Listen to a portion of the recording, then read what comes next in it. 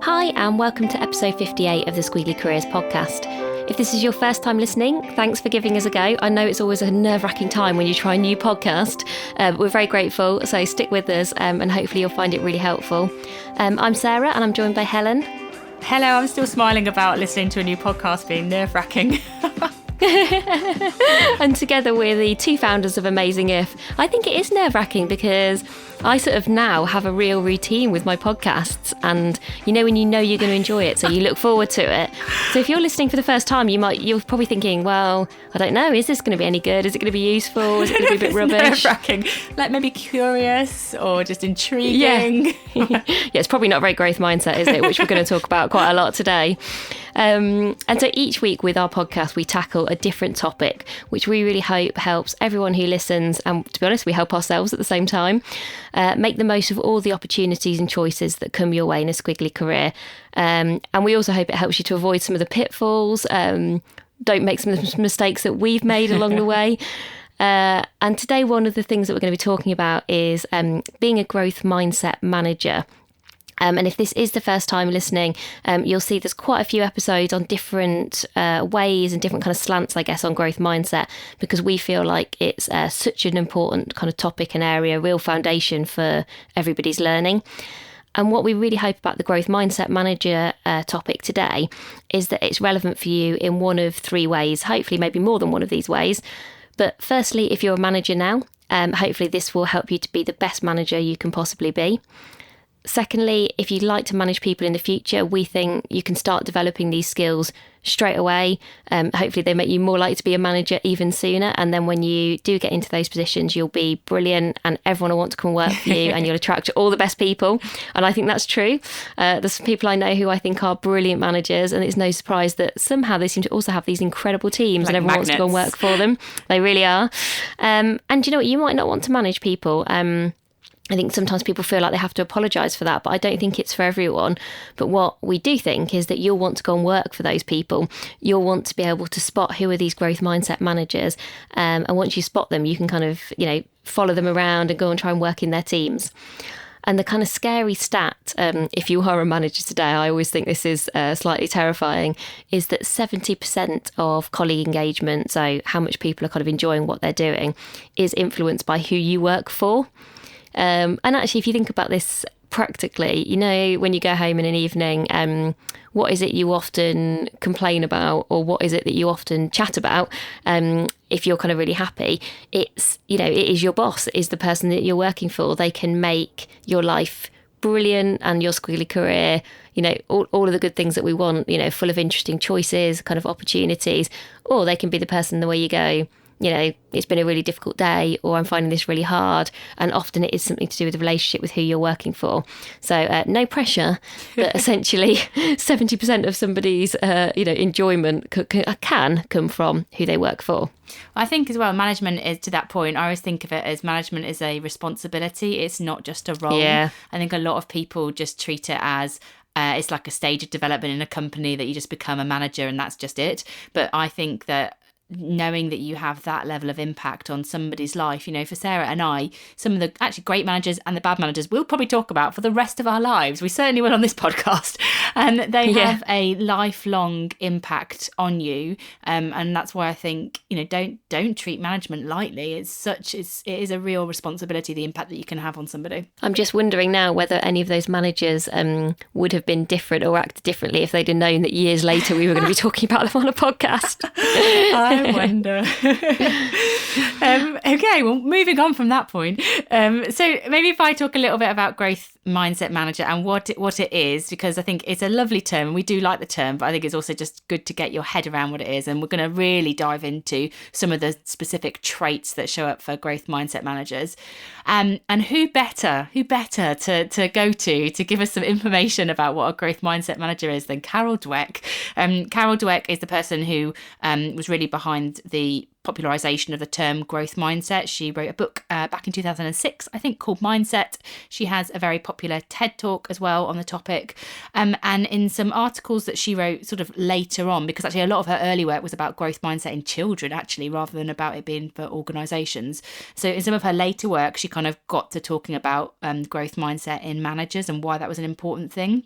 And what she says is that growth mindset managers are more committed to their employees' development and to their own. So it's about them and their employees. They have a great deal more developmental coaching, and they give that to other people.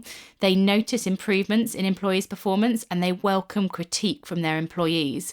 So I really like her description of what a growth mindset manager is, because when I read it, it's very two-way. It's about getting coaching, giving coaching. It's about noticing improvement and asking for feedback that can help them improve as well. I really like that two-way thing. That's their work in progress, and they're helping the people that work for them be work in progress too. Yeah, I guess it links quite closely, doesn't it, to a lot of the work that Brené Brown has done on vulnerability.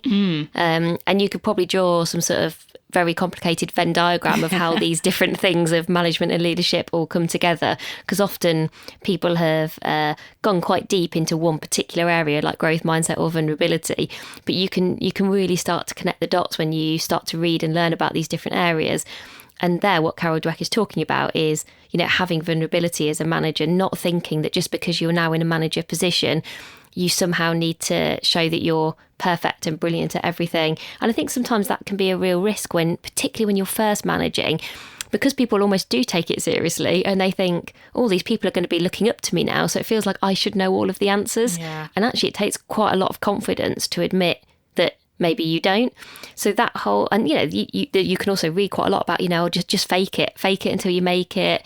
And actually, I'm not sure that's true anymore of the best managers. I think the best managers are clear about where they're adding value, but also understand that doesn't mean that they need to kind of show this really perfect front to the people they work with and the people who work for them. Yeah, I totally agree. I think probably it's also useful to think about what's the opposite of this growth mindset manager who's work in progress and kind of accepting that they can be vulnerable and be successful. And so if we think about a fixed mindset manager, as well as the kind of opposite of some of the things we talked about, so they're less likely to give feedback or coach, and they're less likely to ask for feedback and try and improve their own skills. I think what's really interesting about a fixed mindset manager is that in terms of how it affects everything from like how they hire people. So they will hire people for the skills that they've got. So whereas a growth mindset manager might hire someone for the capacity to learn and develop and grow them, a fixed mindset manager is more likely to try and fit people like puzzle pieces together. And it's about the skills that they've got today. So hire the right people who sometimes can be like them because they think that they are in the right. So everybody who's like them is in the right. So they might try and hire people more in the shadow like themselves who've got the exact skills that they need. And they also then don't try and coach and develop them because, if you've not got the right skills today, that's all I want from you. They don't believe that you can grow, develop and kind of learn and improve. That's not what they're about. So I just think it's interesting that can then have a knock-on impact on that quality of the team. So it's not just about the individual. A fixed mindset manager who's not coaching, developing individuals, who's hiring people like them for the skills that they've got today, but not building them for tomorrow, that then affects the whole dynamic of the team. And if I'm in an HR team and I'm thinking about who are the managers that I want to put into role or I want to hire into that business, I think hiring fixed mindset managers is actually a really, really dangerous game to play because of that kind of ripple effect it has on the teams that they manage. Yeah, and I do think there is an important point though for everybody where when we think about growth and fixed mindset, and the point is that people do tend to move in and out of both states. Good point. So actually, when I reflect on my style as a manager, of course you like to think of yourself as a growth mindset manager and you're kind of ticking all of those boxes.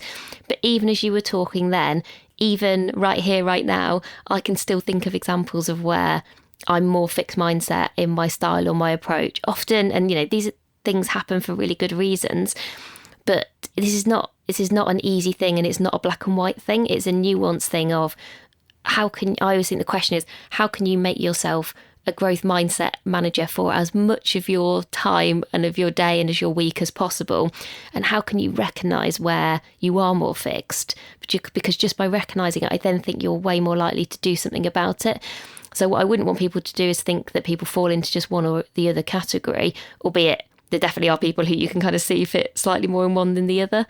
And the other thing I was thinking when you're talking about hiring there is, there's often that almost like quote, I think Steve Jobs talks about it, and it's quite popular in like leadership stuff around, oh, you should hire people who are better than you. Yeah. I guess if you were a fixed mindset manager, you would find that quite threatening, because actually you would sort of think, well, I need to kind of protect how smart I am, and I don't want someone else to kind of make me look bad. Whereas if you're a growth mindset manager, you would just see all the upsides of that. And so one of the things I have actually noticed in quite a few of the people I've worked for who've been brilliant is they talk about, oh, I just want to hire people who are better than me or different to me is usually kind of what they mean, but they're kind of being nice and humble. But I think that's a good sign of somebody who's kind of naturally a bit more growth mindset. Yeah, totally agree. And I think when we go through the 4 areas that we think are really strong traits for you to develop to become a growth mindset manager, it might be that some of those are more comfortable to you than others. And I think maybe the ones that don't feel that comfortable, or you think, oh, I've got a bit of development to do there at the moment, maybe that's ones where you're leaning a little bit more towards fix at the moment. Again, as Sarah said, there's nothing particularly wrong with it. I mean, being aware of it is super powerful. But yeah, as we go through these 4, just reflect on, well, where do I feel today? Am I a bit more growthy in that area and I'm a bit more fixed in the others? So those 4 areas there, and we're going to talk through each one, share our experiences of it, and give you some kind of tips and resources for each of them. The 4 areas that we think are fundamentally important to becoming a growth mindset manager are that growth mindset managers, they develop psychological safety in their teams. They create a culture of feedback. They approach developmental conversations at work as a coach, and they embed learning in the team.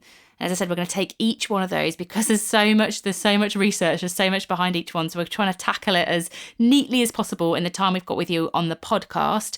But I think as we're talking them through, just kind of, I guess, reflect for yourself on that one feels fine, and I'm going to find that easy to kind of get better at, or, oh, do you know what, I'm starting from a slightly different place on this one. And maybe as we go through, Helen, we should actually share which at the end, maybe we should go through the 4 and then we should share the one that we would both feel most confident in terms of maybe having a natural tendency or a natural talent to be good at, and the one that kind of makes us the most nervous, or where we could probably spot opportunities. So there you go. We've not prepared that beforehand, so we'll be thinking about that as we go through. We're embedding learning in our little team as we go. We are obviously. always work in progress. So let's start with psychological safety, which I think sounds really grand and quite complicated. But essentially, all psychological safety means is creating an environment for your team where there's lots of trust, so really high trust environment, and where people are able to make mistakes. And actually that second bit, if you think about it, how many teams have you been in where it's okay to make a mistake? Often it's not something that we feel naturally that comfortable with as individuals. And so actually as a manager, you have to work quite hard to get people to feel comfortable with making a mistake. And actually there's a guy called Jules Goddard, who is a lecturer at London Business School. And one of the things that he says you should ask as a manager, you should be asking your team as a manager every single week or every month is, how many mistakes did you make this month and what did you learn? And if people are saying none or hardly any, then actually that's not a good thing, because you're not progressing, which I always found that a really fascinating kind of different way of thinking about the sorts of questions you should be asking. And, are you creating an environment where people can learn quickly and not everything is right every time. And the lady who's done the majority of the research in this is called Amy Edmondson, and she's at Harvard. And she basically talks about the leaders who do this really well are inclusive, they're humble, and they encourage the people that work for them to speak up or to ask for help, which again links back to that point around vulnerability. Because actually when you create an environment where all these things happen, actually people feel more able, I think, to take accountability. And then, you feel like, actually, I can take accountability, but also I feel okay that if this doesn't go wrong, I guess it's that classic thing of, does my boss have my back? Yeah. And actually that's an interesting reflection, because I've definitely worked for some people where I've thought, do you know what, they would maybe challenge me if something hadn't gone to plan, but I know that they would do it in the spirit of wanting me to get better, wanting us to learn as a team. But I know that then publicly they would always back me. That they're prepared to do that, because that's also quite brave on their behalf. And they would go, no, we think it's a good thing that we tried that out, and okay, it didn't work, but that's okay because it was a calculated risk. This is what we learned. We're going to move on. Whereas some people don't feel, maybe they're in a culture that they don't feel able to do that, or actually just as individuals, they don't feel confident enough to do that. I was actually, I was thinking about some examples that I could give to just bring it to life. And I had an immediate one, which was back at Eon, and I was thinking, have I had another one? Because I think this is quite difficult to do, to create psychological safety. And when you said, has your manager got your back, that really makes me think of the manager I had when I was at Microsoft, a guy called Scott Allen, and he was so supportive. He always had your back, not just my back, actually, as well. So it wasn't, I think this is an important point, it's not just about somebody that they like or a favourite. Yeah. Scott had everybody's back. And I used to call it like he would go into bat for somebody. So if there was a room or a debate of, I don't know, an end of year performance review, and he thought that somebody should get a certain result, he would argue that point. And potentially in a way that might kind of affect what people thought of him, but he had your back so strongly that he would go into bat for you, and he would always listen. That there was never blame, and I think it just made me think of it slightly differently as when you kind of think, has someone got your back? And it feels so good, when you have that. When I had it at Eon and I had it at Microsoft, and I really haven't had it that many more times. You feel trusted. I think you feel like you kind of want to try different things. Like you feel, freedom is one of my values, and in those environments I feel more free to try new things, to ask for different things, to experiment.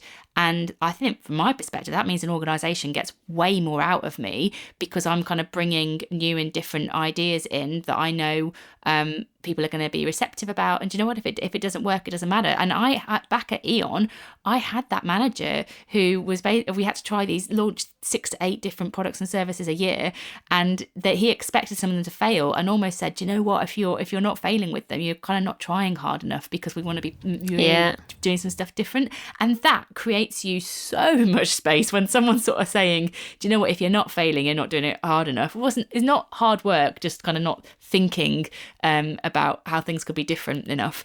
It feels really, really good when you're in those roles where people have your back and you have that trust and safety. And I always think it's useful to think about what are the outcomes. So if you've created an environment where there's high trust and people can make mistakes, what are the things that you would expect to happen? And so, as Helen's just kind of described, one is that you would trust your manager to represent you fairly and kind of accurately. Another might be, one of the things that I was thinking about, I would always want people to come talk to me if they weren't happy. Yeah. If they weren't happy in their job, if they were thinking about leaving, if they wanted to do something different, or if they were just a bit unsure about something, that they felt that they trusted you enough to have that conversation, and that wouldn't feel like I couldn't possibly have that conversation with the person I work for because they might think differently about me the next day. And I think one of my observations is that sometimes the teams that do this the best is where they're set up, almost like the function is set up to do this. So you just described an innovation team, which is all about testing and learning. And the time that I've experienced it the most is when I set up a group of volunteers to put on a load of events for charity. And from day one, that group of volunteers, we all kind of recognised that we were like learning as we were going. And so because we sort of had that mentality, we all really trusted each other. We got to know each other really well. We were spending lots of time with each other kind of outside of work, because we were all very passionate about kind of making this stuff happen. But there was this realisation of, we're all doing this for the first time. None of us really know what we're doing. We're making it up. We've got lots of freedom, which is almost why we're doing this in addition to our day jobs, to kind of test our skills and our behaviours in a different context. But inevitably, some things just won't go to plan. And actually, again, it was because almost that environment was very conducive to psychological safety that then it perpetuates all the kind of right behaviours. So I imagine, I would think this is probably particularly hard if you're trying to go from an environment where the opposite is true and you're trying to lead it or manage it into an environment where this happens. And I suspect this is something that takes time. If I'm just thinking about my own roles as different managers, you can't just say, I'm a doctor, trust me type of thing, can you? It's like you have to earn trust. You have to build a climate where people feel safe. You don't just come in and go, everyone trusts me with everything you want to say. It's not going to go anywhere. Wink, wink. I think, people, that definitely does build over time. And so just 3 ideas on how you can start to develop this skill, which we're going to kind of summarise quite quickly. And then, as Helen said, there's going to be loads of resources this week because there's lots of really useful things that can help you. Actually, particularly on this one, people have done some really good resources like Google and Rework, and we'll make sure we post those. But 3 things that you could start to think about. 1, how can you get to know each other as a team? I think to have high trust, to let people make mistakes, you've got to know each other and you've got to be spending time with each other in a kind of quality way. And that does mean, maybe making time outside of the day jobs. It does mean prioritising time together, trying to make sure that you know lots about people, not just kind of the work slice of their life.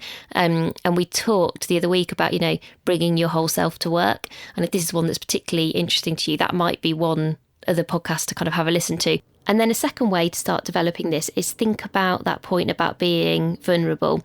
So we talked at the start about this being a two-way street, and I think any behaviours that you're expecting of other people, you have to be role modelling that for yourself. And the shadow that you cast as a manager in a role is way bigger. Every small action that you take, I can guarantee you this, will be watched and analysed, and people read things into things that often it amazes me where people go, oh, this happened, does that mean this thing's happening? And you think, no. But it's because you have a real impact. Your impact as a manager on people's on the team's effectiveness, on people's kind of day-to-day life shouldn't be underestimated, which is probably why you get to that 70% figure. So if you're going to expect other people to be vulnerable and share things, then you need to make sure you're doing that for yourself. And then the third thing is more of a kind of sentiment, which is ask for forgiveness, not for permission. And that is a real, I guess, rallying cry for trying things out. It's okay to make mistakes. And I think working out within your environment, how can you make those mistakes in a way that feels safe? And because, of course, there are always, you'll be listening to this and going, well, there are some mistakes actually we can't afford to make because commercially that would be a really big risk, or it wouldn't be appropriate or acceptable at the, in where I work, and so I think you do have to kind of work through this to go, how do we collectively work out how far we can go together? And then how do we put in some kind of fail safes to help us to make sure that we make mistakes, but in a kind of manageable way?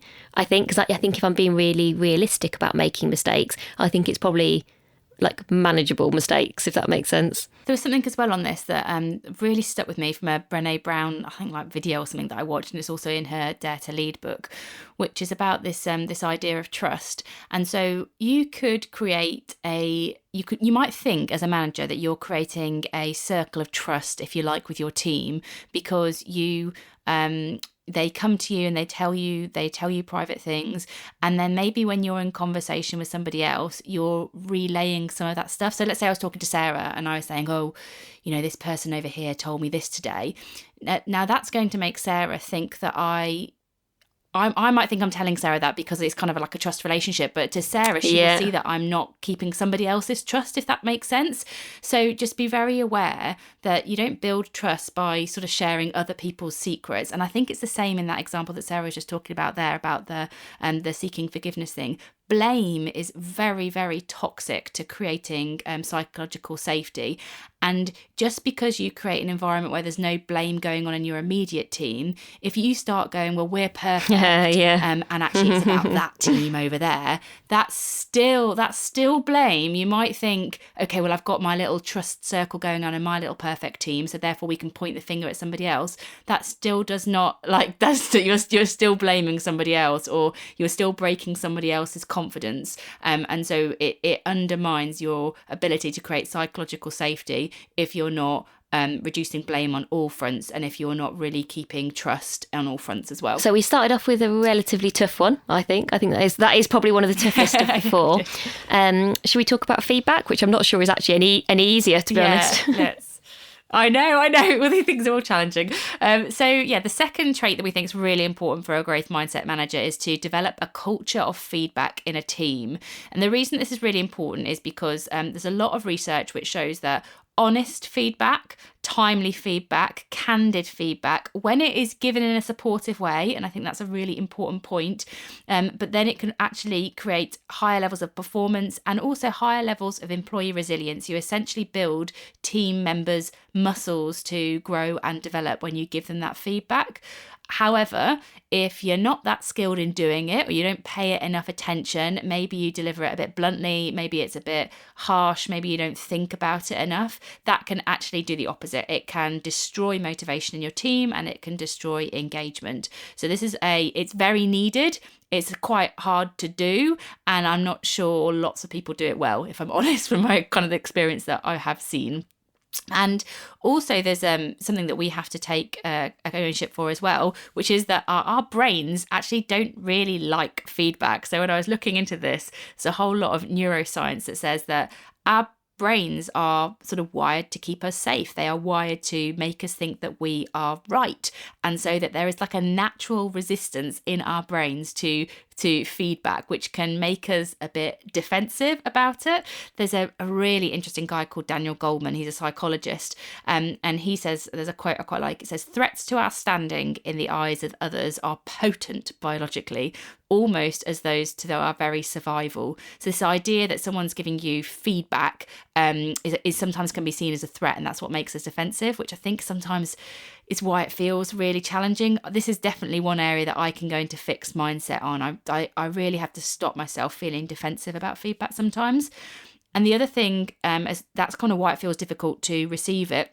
If you also feel a little bit uncomfortable if you're giving feedback to somebody else, the research also shows that if you go into a feedback conversation and you feel uncomfortable about it from the outset, that sort of puts your brain into more of a kind of a fear and a judgment perspective, which means that the way that you deliver the feedback can sometimes come across as a bit blamey, a bit accusatory, a bit, well, I don't think you did it very well, which then just creates like doubles the whole defensive reaction. So you get this, we're not naturally very good at receiving it. And if you don't like doing it, you can approach it not for a great starting point, which when you get into that, you're like, oh, that's why it feels rubbish. Yeah, exactly.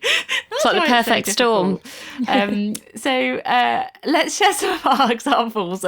We'll do two. Let's do a when it's not felt great, and then we'll pick it up a little bit with maybe a good example. Sarah, I'm gonna get you to do the you can go with the bad feedback example. Oh, thanks.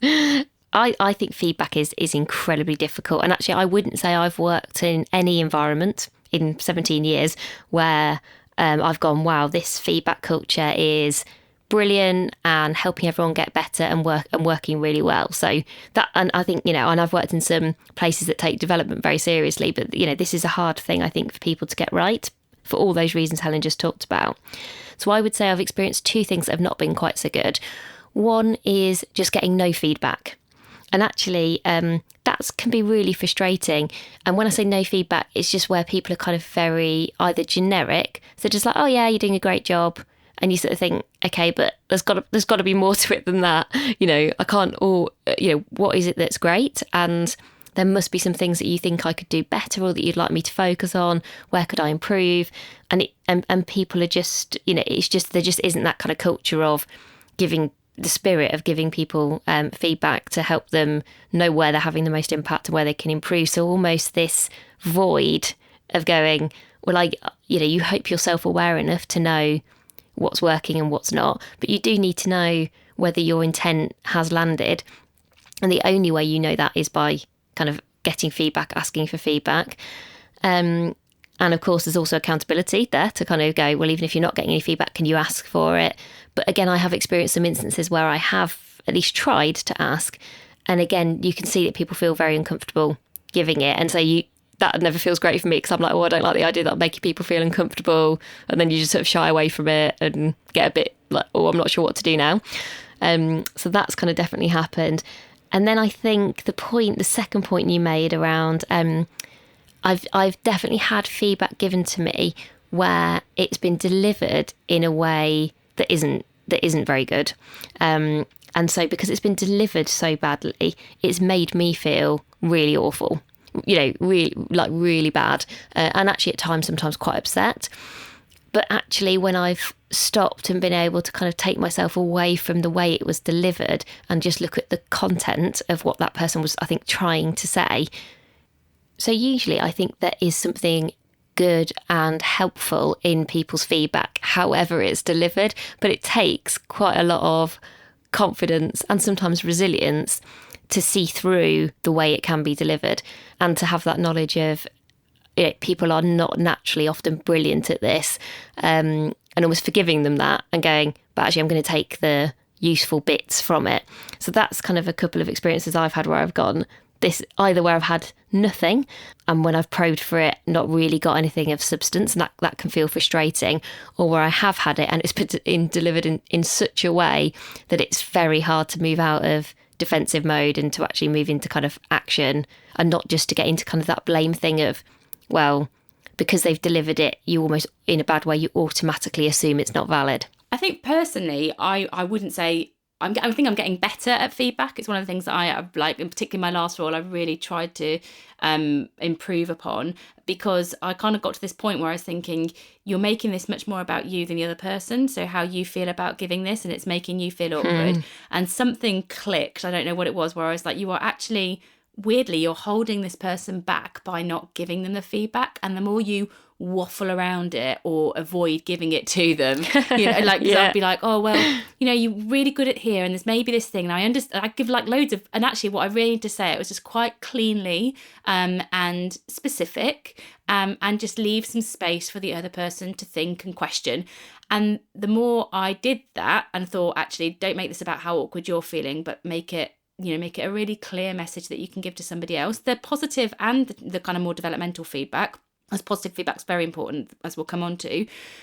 But the more I did that, the more I had a better conversation with people, and the more they kept feeding back to me that they really valued my feedback. And I was like, oh, I've been doing this. I've been just getting really caught up in how I feel about giving someone feedback and how bad it makes me feel. And actually, as soon as I framed it to, it's about them and helping them to grow and develop, and you're holding them back by not sorting yourself out, Helen, I suddenly changed how I did it quite a lot. And as well as that, I think some examples of when I have had good feedback. Well, Sarah gives very good feedback. She's very specific and very timely. And I think that is what I really value. And maybe we all value slightly different things in feedback, but that's one for me that is particularly pertinent. The more specific someone can be, and the kind of closer to it, to the moment, the better. And when I was in Virgin Red, I had a manager there that was he would just tell me in the moment. He was like a mirror to my behaviour sometimes. I remember when I got back from maternity leave, and I kept saying sorry, and I wasn't aware of it, but I felt in my mind, I felt like I was juggling so much. I was trying to get home for my little boy Henry. I was trying to do Amazing If stuff. I was trying to do this compressed hours thing, as well as scale this business at Virgin, and I just felt like I wasn't in control of it as much as I wanted to be. And my manager said, I've never heard you say sorry as much as you're saying, what's going on. And he was just like a mirror to my behaviour. And he told me in the moment, he didn't wait until some, review in 6 or 12 months' time.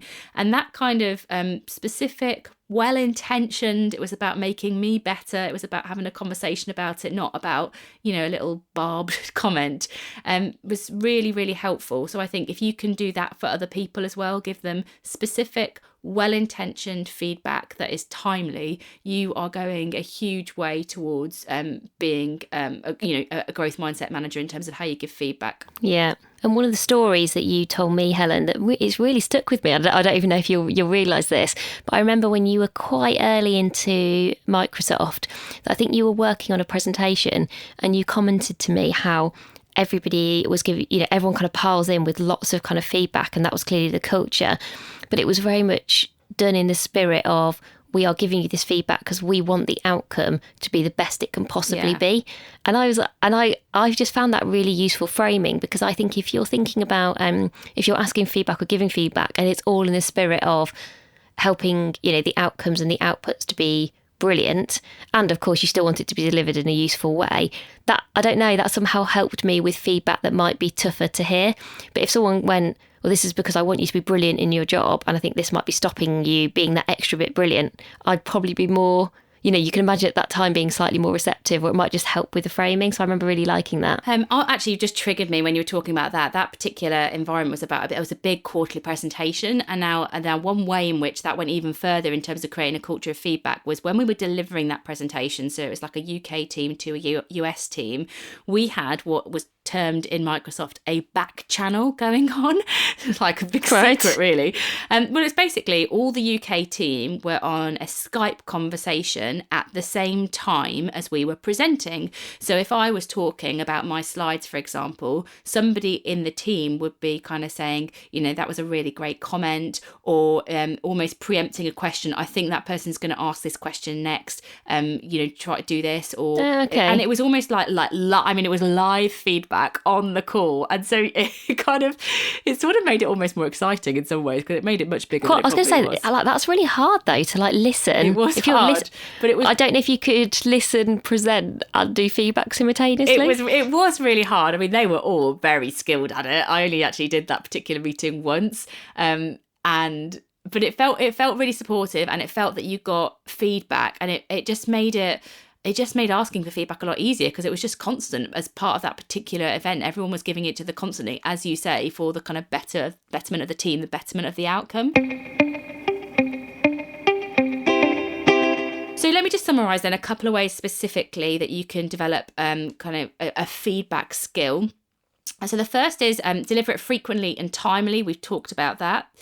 The second is to deliver much more positive than negative feedback. Our brains anchor to that negative feedback, and you need to... It's 3 times, isn't it, I think, apparently? Yeah. You need to do 3 times more positive than negative. I think it might be more, Sarah. I'll find the research and I'll put it on. Okay. I think it might be more. We'll find it. It's definitely at least 3 times. So we will find it, but make sure you're giving more positive than kind of developmental feedback, because you have to kind of counteract it, and it helps people to learn and grow in that way. Even if it feels like, don't give them false feedback, like, that was really nice and you had good pace when you're presenting, but ultimately this wasn't very good. Like, be genuine, but just be aware that every time you give someone kind of improvement-based feedback, you do need to think about the ratio overall of the feedback that you're giving. It doesn't have to be in the same moment. And I just think the thing I don't see very often, which I would love to see more people do, and this thing I think I do really well, is it's okay to just give positive feedback. I think there's this thing about, I always need to balance positive feedback with something to improve. Not always. There could just be something really specific that someone has done brilliantly, and you want them to keep doing it and do it more. Just say that, and that's fine. Just say it. You don't need it at the same time. I found the research, Sarah, so we can answer the question now. High-performing... See, doing it live feedback. High-performing organisations deliver roughly 5 times as many positive statements that are supportive, appreciative, encouraging to every one negative statement, which is critical, disapproving, or contradictory. So there you go. That's there you go. And the last tip on in terms of developing a culture of feedback is to ask for it. So you can be the change here. You don't need to wait for feedback as a culture to change around you. The more that you can ask other people, how did you think I did in that meeting? What's one thing that you think I could do better? When did you see me at my best? The more you can ask all of these different questions and be receptive and say thank you for the feedback you're getting, the more other people, it's very much linked with that culture of psychological safety as well. The more people feel safe giving and getting feedback too. And in terms of resources for feedback, there are quite a few different feedback frameworks that you can try and use. I just mentioned a few very quick questions there, but we'll add a link which has got 4 different feedback frameworks, which might be something for you to look at and try out in your teams. And then the third one that we think is really important, and increasingly I think this is a skill set that actually people are really looking for and recruiting in with managers, is the ability to coach. And I think sometimes because some people are professional coaches, this has felt like, this is something where I need to get training in, or I need to, go off and do lots of reading. I actually think at its simplest, coaching is about 2 things: asking brilliant questions and active listening. And often when we reflect on our own managerial kind of style, or when you look at the managers that you work for, you can see the managers that are, those managers that always ask that really poignant question that you always think, why didn't I think of that? That's such a useful question. And rather than seeing that question as like, that's annoying, I should have thought of that for myself, just seeing that as, that's brilliant, that's a really useful question. and those managers that give you the time and space, that clearly do really listen to what you've got to say, and they're not just thinking about, you know, the next meeting or, you know, the next presentation they've got to do. And that's not, that's easier said than done. You know, every day I sort of find that, you know, I'm someone who gives people quite a lot of time. I think I'm a good listener, but then often it makes me late. And I'm not very good at giving myself enough time to listen properly and almost equally. So I can be like brilliant in one meeting because I've listened, I've asked really great questions. But by doing that, I've maybe meant the meeting's run over by 10, 15 minutes. And then it's probably a horrendous experience for the next person, because then you become quite transactional. Yeah, do you remember that listening exercise that we both did where it was basically a group exercise and someone was noting down how many times that you interrupted in a group situation? And the different types of interruptions. So I guess everyone will think certain interruptions are almost a bit rude, like where you're cutting somebody off. But you might not notice some of the other interruptions that you're making. Where I have one where I'm like the adding value interrupter, where I'm like, oh, I've got a good idea. Have you done this? And it's kind of the opposite of being a good listener. And so I think sometimes just thinking about how many times you are interrupting other people, that's not a great coaching. You know, if coaching is about active listening, the more you interrupt people for whatever reason you're doing it, that's going against one of the kind of the strongest parts of being a great coach. And I'm like an enthusiastic interrupter, I think it was called. So I suppose I want people to feel like I support them, and so sometimes I would interrupt in the spirit of going, oh, that's brilliant, or like, yeah, we can do this, and just showing people that you're kind of there for them. But I think one of the purposes of that exercise when we both did it is showing that if you interrupt people mid-thought, it's very hard then for people to re-pick up that train of thought and finish it off in the same way as they would have done. And so you're essentially not letting somebody like finish their point of view or finish what they've got to say, and it's really hard. You try and do it in a meeting this week, where just try and be aware of how many times you interrupt, and or be aware of how many times other people interrupt. Often it comes from a positive intention, but just you will know for yourself that when somebody stops you talking, you kind of maybe go off in a different direction or you get distracted. So that privilege of being kind of allowed to finish what you're thinking and saying is actually quite unusual. And so a few ideas on how you can start thinking about what it takes to be a great manager who coaches and has a kind of coaching style. Firstly is about remembering it's all about the other people and it's not about you. And there's ways to work out whether things are about you or not. So if you're having a one-to-one with somebody in your team, how much time do you spend talking versus listening? And, inevitably the high proportion of your time should be listening rather than talking. And if I reflect on that, I definitely don't always get that right. Make sure that you're supporting and not solving. So this is a real kind of classic thing, especially if you've done some of the roles of some of the people in your team, where you sort of go, well, I've got the answer to this. And you think you're being helpful, but we all know that you learn lots more where you kind of solve things for yourself. So think of yourself in a supportive capacity rather than I'm here to solve their problems for them.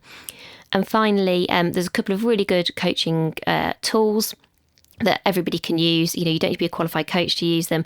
One is GROW, which stands for Goal, Reality, Options and Way Forward, which is just a way of structuring coaching conversations, and we'll post a link about how that works. And another one, which is very much about kind of active listening, is something called Time to Think, which is done by a lady called Nancy Klein. And her overall premise is that the quality of your attention equals the quality of somebody else's thinking.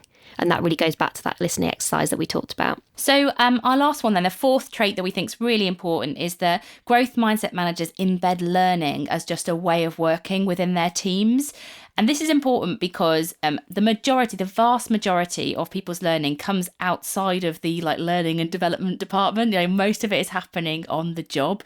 And so managers that can create opportunities for people to reflect and learn actually improve employee engagement. That's what the research shows. They lower turnover. They get higher levels of satisfaction in their teams. They also encourage problem solving amongst their employees and their teams. So they come up with better solutions, and they come up with increased employee retention. mention as well. So most learning happens on the job, and if you've got a manager who's creating an environment where they're supporting learning and enabling people to grow and learn and reflect, they get all of those benefits. So this is kind of like a powerful one for you to think about. Don't outsource it to the learning and development department. Yeah, and I think I was thinking about this, and I think I've worked for some managers who have been very good at this, and I think it's the difference between a mindset of where you think learning is a luxury versus learning is essential and part of somebody's job. And it's almost the people who've been brilliant, they get that actually learning needs to be part of your job. It's not something that's the bottom of your to-do list, and it's not something that's like a benefit for doing well, or they get to spend a bit of time doing something different, or spend some time learning. It's like, actually, we know that by creating a culture where learning is considered essential, it is just part of you doing your job, suddenly that kind of sets a very different precedent. So the first thing that managers can do then is to develop team curiosity, and I think you can do this really well by learning together.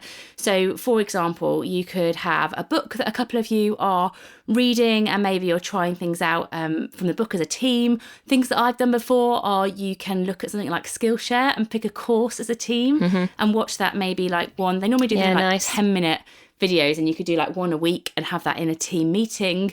Or maybe like share conferences. That's another thing that I've done, where like one or two people from the team will go to a conference and then they come back and present the findings to the team, so they all benefit from it. So I think that's a really nice way that you can embed learning and make it sort of making sure that it's shared amongst the team.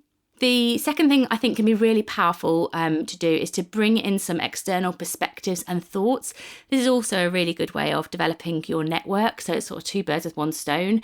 I think it can be quite easy to become a bit internal in our companies. And so if you can be the person that gets other people, and it might be from other departments sometimes actually, other departments in the business to come and share what's going on or what their priorities are, or it could be people from, if you're in marketing, people from, agencies that you work with, or it could be people who just do your job in different companies, and maybe you do a bit of a knowledge exchange. But that is also a powerful way. And I think the last thing that I would say here is whatever learning you create, so let's say it's the Skillshare thing, maybe try and give it a brand that the team knows that when that's in the diary, it's like the learning moment of the week, or it's the monthly knowledge share or something like that. Give it, they're not very good brand names, but I'm kind of just saying them as I go, but give it some kind of like nice name that then people identify with. Do you know what I used to have, if it's helpful? I used to have something every week that was called Inspire, Learn, Do. And it was one thing that's really inspired us, one thing we've learned, and one thing that we've done. And that worked really well. It was really simple. So there you go. That's when you can kind of steal that if you want. Steal kindly, that one. So that's just a couple of ways. And then there's a resource that we will share as well, which is about how to build a learning culture from businesses that have done it. It's a really good article. Interesting. Yeah, it features, got a little bit of Microsoft in there, but lots of other different businesses as well, and how they've built learning culture. So you can get some different examples from that article. And so we said at the start that we would share very briefly the ones that we felt most confident in and where we both wanted to improve. I think listening to you then, the learning one is definitely the one I feel most confident in. I think because I have lots of kind of natural skills, talents and strengths in this area, I bring this to every team that I lead, every business that I'm part of. I can give, like now, if you were doing my review, I could give you lots of tangible examples of how I've been very growth mindset, bringing in kind of different people into the business. So that would be that's my number one growth mindset manager. I'm all about learning. I felt confident in that. The one that we talked about that I was going, I have got to kind of be braver, is definitely on feedback. I think I sort of say it and I believe it, and I've taken some good actions to sort of try to embed it in the kind of creative agency that I work in. But I think I could do more to role model this day in, day out. I think I probably do 50% of it, but I don't do the 50% that's the hardest. I was thinking, oh gosh, am I going to say the same thing as you? Feedback is definitely the same. That's one that I could build. Okay. It is hard for all the reasons we talked about. I think probably the one that I do most effective at the moment is psychological safety with teams. So creating teams where they can safe spaces for teams where they can they know that they can trust me, I trust them, and that I encourage them to try and fail and learn and share and all that kind of stuff. I would hope that the teams that have worked for me would say that I can do that for them. Oh, that's one of the tougher ones. So I think that's really good. So this week, it's been quite an intensive episode this week, slightly longer than our usual episodes. We did debate whether we did this in 4 parts or 1 part, and we decided to go for kind of a one-hit wonder. So you can let us know whether we kind of made the right call on that or not. And of course, we can always talk more about them if that's something you'd like us to explore. All the resources, and this week particularly a bit of a resource extravaganza, will be on our website. You can follow us at Amazing If on Instagram or on Twitter at amazing_if, or you can email us by get in touch at amazingif.com. We love hearing ideas for future podcasts, and actually next week when we're going to be talking about presence and gravitas, that was actually a suggestion from one of our listeners. So we've had a few suggestions in that kind of space, so we thought let's try and tackle that next week. And finally, we say it every week, but we do really love your reviews. It might be on your list where you always think, oh yeah, I must make sure I spend the time to do that. Please do, because we read every one. We find them really helpful, really inspiring. And the more you guys review us and share us, the more we get up the podcast chart. So it means that we keep doing them every week. And actually, I will say today, a particular shout out to Helen, who has got an incredibly bad cough that I suspect you won't hear very much of on today's podcast, because the lovely guys that we work with our podcast do a very good job of kind of editing things like us coughing or one of our babies starting to cry. But Helen has been an absolute hero today. So well done to Helen. And we look forward to speaking to you all again next week, hopefully without any coughs. Bye for now. Bye.